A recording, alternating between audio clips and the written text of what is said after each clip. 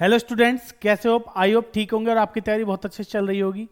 बच्चों, हमने अपना जो 30 दिन की रिवीजन सीरीज थी वो हमारी ख़त्म हो गई।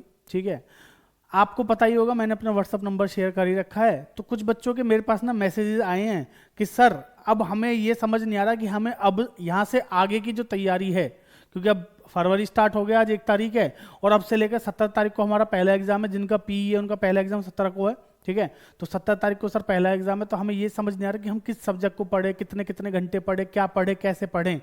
तो बेटा घबराओ ना मत। देखिए, मैं आपको अपनी तरफ से जो मेरी तरफ से अच्छा सॉल्यूशन है मैं आपको वो प्रोवाइड कर सकता हूं। बाकी आप लोग अपने हिसाब से अपना अपना मैनेज कर लेना। ठीक है जी। तो देखिए, मेरे हिसाब से आपको क्या करना चाहिए मैं आपको वो बता देता हूं। बाकी आप लोग अपना टाइम टेबल देखिए खुद बना सकते हो बहुत अच्छे से। इससे थोड़ा सा आप रेफरेंस ले सकते हो बस। ठीक है जी। तो सुनिए कैसे करना है। देखिए, सबसे पहला एग्जाम जो है हमारा, मैं आपको बताता हूं, लिख के बताऊंगा, घबराओ मत। देखिए, हमारा जो सबसे पहला एग्जाम है बच्चों, वो कब है? 17th को है। ठीक है, जिन बच्चों के पास पीई है, फिजिकल एजुकेशन, मतलब उनका पहला एग्जाम कब है? 17th को है। ठीक है जी। तो आप क्या करिए, सबसे पहला फर्स्ट एग्जाम है हमारा 17 फेब को। फिर सेकंड एग्जाम आपका कब है? 22 फेब को। ठीक है जी, 22 फेब को। और आज कितनी है? आज है 1 फेब। तो देखिए, अभी यहां से जो यहां तक का टाइम है, इस वाले टाइम को आपको कैसे यूटिलाइज करना है।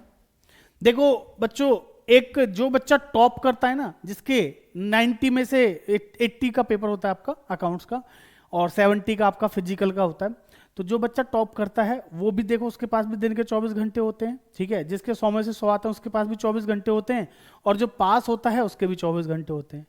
सर जो फेल हो जाता है उसके पास भी तो नहीं होता है। ठीक है, बस फर्क इस बात का पड़ता है कि आप अपने 24 आवर्स को किस हिसाब से मैनेज करते हो। देखिए, मैं कभी नहीं कहता कि आप 24 घंटे पढ़ाई करो, कोई नहीं पढ़ सकता 24 घंटे। ठीक है, बट आप 24 घंटे में से बच्चों अभी कम से कम ना 8 से 10 घंटे हटा के अगर 12 से 14 घंटे भी पढ़े तो आप अच्छा स्कोर कर सकते हो। मैं आपको गारंटी दे रहा हूं इस चीज की। ठीक है जी। आप अगर अभी भी 12 से 14 घंटे तो अब आपको पढ़ना पड़ेगा। जिन बच्चों ने अभी तक कुछ पढ़ा नहीं है सर, मतलब कुछ तो ऐसा तो कोई नहीं होगा जिसने कुछ ना पढ़ा हो, थोड़ा बहुत तो पढ़ा ही होगा। तो अगर अभी वो 12-14 घंटे पढ़ना शुरू कर दें, ये 1-2 महीने जब तक आपके पेपर चलेंगे, मैं गारंटी से कह रहा हूं वो बच्चा फेल तो नहीं होगा। बात समझ में आ रही है? लेकिन पढ़ना आपको ही पड़ेगा। समझ में आ रही है बात? तो समझो कि पढ़ाई करनी कैसे है। देखिए, आपका 1 फरवरी से 17 फरवरी को आपका पहला पेपर है। ठीक, तो आप यहां से लेके 13 तारीख तक आओ, 13 फेब तक। तो 13 फरवरी तक आप क्या करेंगे बेटा?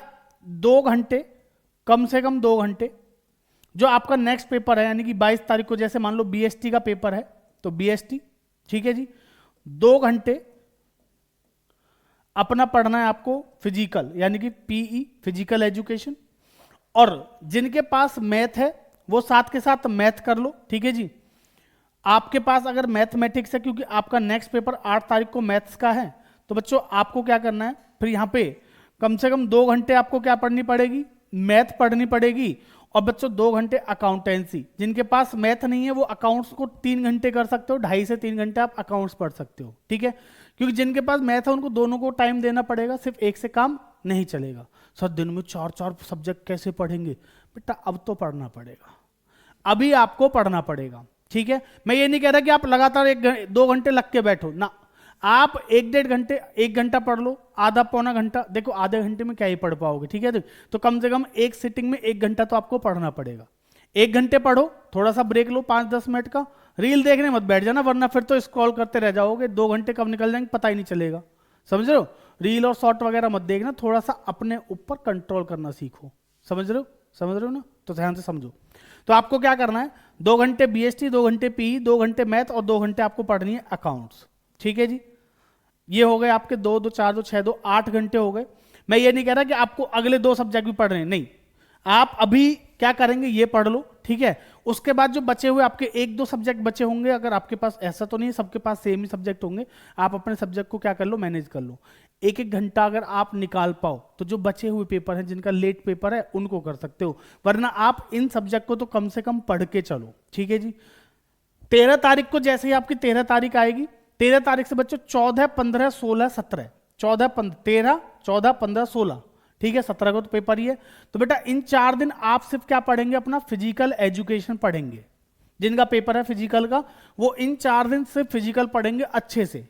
ये समझ लो कि ये जो 13 दिन है, इनमें फिजिकल एक बार आप पढ़ लो अच्छे से, फिर यहाँ पे 4 दिन में बहुत अच्छे से उसको क्या करो, रिवाइज करो, लिख लिख के प्रैक्टिस करो उसकी। ठीक, 4 दिन ये पढ़ो। उसके बाद 17 को पेपर दे के आओ, पेपर जैसा भी हो, ठीक है, वो देखेंगे उस टाइम पे, बात करेंगे इस बारे में। तो पेपर दे के आने के बाद 17 तारीख को रेस्ट करने के बाद अपना 17 की शाम को ही पेपर देने के बाद 17 की शाम से 18, 19, 20, 21 आपके पास है। तो बच्चों ये जो 4 से 5 दिन होंगे, इस दिन सिर्फ ओनली आपको क्या पढ़ोगे, इस बीच में बीएसटी।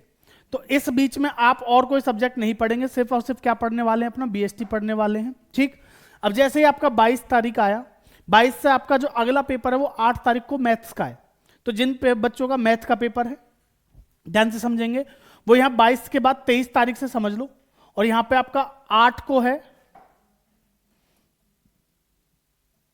मैथ्स है, और बच्चों इसके बाद 11 को आपका इंग्लिश है। ठीक है जी, 11 को आपका क्या है, इंग्लिश। तो जिनके पास मैथ है वो क्या करेंगे, यहां से और 8 तारीख तक, 8 तक नहीं, यहां पे मैं आपको बोलता हूं, चलो कितना, 3 तारीख तक मान लो, 3 मार्च तक। अगर आपके पास मैथ है, ध्यान से समझ लेना, मैथ है। जिनके पास मैथ नहीं है वो थोड़ा सा और एक्सटेंड कर लेंगे। जिन बच्चों के पास मैथ्स है, ठीक है, तो वो क्या करेंगे, यहां से 23 तारीख से अकाउंट्स मैथ्स, 2 घंटे अकाउंट, बाकी 3 घंटे 4 घंटे आप जितने पढ़ सको मैथ पढ़िए, और 1 घंटा पर डे आपको इंग्लिश को देना, क्योंकि आपके पास प्रॉपर टाइम है। तो यहाँ पे 3 दिन हो सकता है आप लिखने वाला जो राइटिंग पार्ट है उसको अच्छे से तैयार कर लो, या जो आपका लिटरेचर वाला पार्ट है उसको याद कर लो यहाँ पे। ठीक है, तो 1 घंटा डेली इंग्लिश पढ़ेंगे। ठीक है, और बच्चों यहाँ पे ना बीच में 3 तारीख तक बता रहा हूँ, 3 तारीख तक 1 घंटा डेली इंग्लिश, 2 घंटे 3 घंटे जो भी आपको पढ़ना है मैथ, और 2 घंटे कम से कम अकाउंट को पढ़ना है। ठीक, जैसे ही 3 तारीख आएगी, 3 से लेके 4, 5, 6, 7 आपको सिर्फ क्या पढ़नी है, मैथ। यानी कि इस बीच में ओनली क्या पढ़ेंगे, हम मैथमेटिक पढ़ेंगे। ठीक है, मैथ्स के बाद फिर 8 से और 11 के बीच में क्या पढ़ेंगे, इंग्लिश पढ़ेंगे। समझ में आ रही है बात। अब अगला पेपर हो सकता है आपका किस चीज का पड़ जाए, इंग्लिश के बीच में किसी के पास हिंदी हो सकती है, किसी के पास पेंटिंग, फाइन आर्ट वगैरह, इनके पेपर शायद बीच में पढ़ रहे हैं, तो आप उसकी तैयारी कर लो। नहीं तो सीधा आपका क्या है, 19 को इको है। अगर आपका 19 तारीख को इको है तो बच्चों बीच में क्या करना, आप प्रैक्टिस के लिए 11 से 19 के बीच में प्रैक्टिस के लिए 2 सैंपल पेपर अकाउंटेंसी के लगा लिए। एक दिन 3 घंटे का एक पेपर लगा लिया, एक दिन एक लगा लिया। मैं ये नहीं कह रहा कि आप उसको रिवाइज करो, आप रिवीजन इतना अच्छा यहाँ पे कर चुके होंगे कि आपको फिर पेपर लगाने हैं बस। ठीक, 19 तारीख तक आपको क्या करना है, उस बीच में आपको क्या करना है, 2 सैंपल पेपर लगा लो अच्छे से। ठीक है, उसके बाद सिर्फ इको पढ़ो। कोई बीच में पेपर है छोटा मोटा हिंदी विंदी का तो वो देख लेना। ठीक है जी, 19 को पेपर दे के जैसे ही आप आओगे, 20 तारीख से लेकर 26 तारीख तक की स्ट्रेटेजी मैं बना के बैठा हूं। मुझे आपको पूरा का पूरा सिलेबस कराना है। 20 तारीख, 21 तारीख, 22 तारीख, 3 दिन में मैं आपको पूरा 6-6, 7-7 घंटे, 8-8 घंटे की हो सकता है लाइव क्लासेस में आपको पूरा का पूरा सिलेबस कराऊं रिवाइज।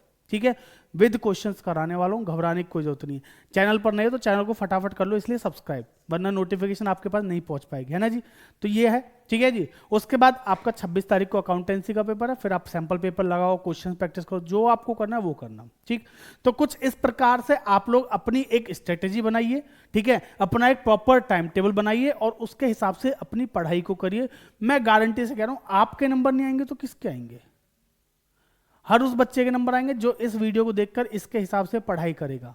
सर जो नहीं करेगा, देखो हो सकता है उसने इससे भी अच्छा टाइम टेबल बना रखा हो, ठीक है जी, तो या ऐसा ही बना रखा हो, तो प्रॉपर टाइम टेबल आपको बनाना है। मैं जस्ट आपको गाइड कर सकता हूं कि बच्चों आप एक इस तरीके से इस माइंडसेट के साथ तैयारी करेंगे। अब बहुत से बच्चों की आपको आदत बताता हूं, बहुत से बच्चे मेरे को बोल रहे हैं जो ट्यूशन में ऑफलाइन आ रहे हैं, सर हम अब ट्यूशन नहीं आएंगे।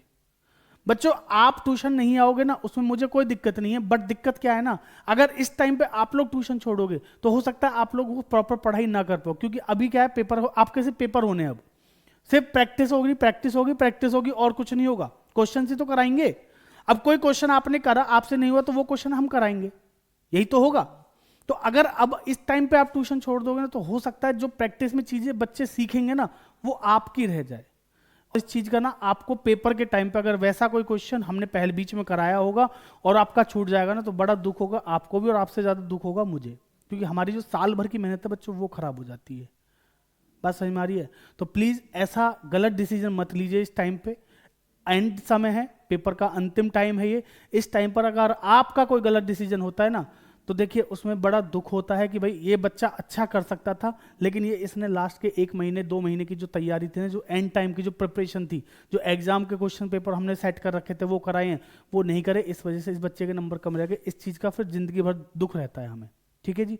तो चलिए बच्चों, आई होप आपकी समझ में आ गई होगी बातें। ठीक है, तो आप अपनी तैयारी बहुत अच्छे से कीजिए, आप अपना 100% दे दीजिए लास्ट के 1-2 महीने में। ठीक है, मैं आपको गारंटी दे रहा हूं आपके नंबर अच्छे आके रहेंगे। समझ में आ रही बात? जिस बच्चे के अब तक स्कूल में 60-70 के आसपास आते थे ना, उसके 90 प्लस आएंगे आराम से। 90 100 के आसपास भी आ सकते हैं, 95 प्लस भी आ सकते हैं, अगर ऐसे प्रॉपर तरीके से पढ़ाई करोगे तो। ठीक है, छोड़ना किसी को नहीं है, सारे सब्जेक्ट की जरूरत है, सारे सब्जेक्ट को बराबर का महत्व दीजिए।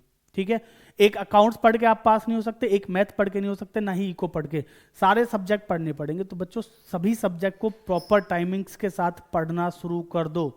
धन्यवाद। आज के लिए इतना रखते हैं, बाकी करेंगे अगली क्लास में। तब तक के लिए धन्यवाद। आपको बताना अगर किसी भी प्रकार की कोई भी प्रॉब्लम है तो हो सकता है मैं आपको उसके लिए कोई सुझाव या सजेशन दे दूं। ठीक है जी, तो चलिए मिलते हैं अगली क्लास में, तब तक के लिए धन्यवाद।